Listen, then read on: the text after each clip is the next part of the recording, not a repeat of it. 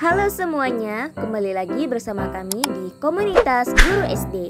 Kali ini kita akan berbagi sebuah tips, yaitu tips menumbuhkan minat baca pada anak melalui buku cerita bergambar. Membaca memang sangat penting bagi perkembangan seorang anak.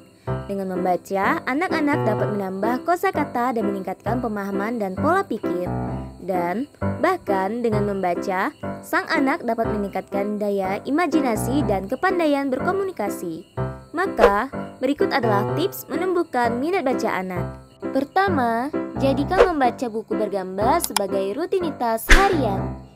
Luangkan waktu dalam keseharian untuk membacakan buku cerita bergambar kepada anak. Ceritakan padanya setidaknya satu buku setiap harinya. Kedua, meminimalkan gangguan dari lingkungan saat kegiatan membacakan cerita. Ketika rutinitas membaca buku cerita bergambar sudah terbentuk, pastikan bahwa orang tua mematikan TV, radio, ataupun ponsel sebelum menjalankan rutinitas. Ketiga, melakukan interaksi dua arah dengan anak saat membacakan cerita.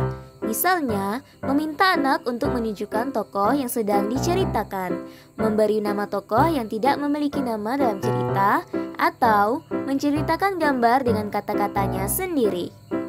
Keempat, bacakan buku bergambar sesuai minat anak.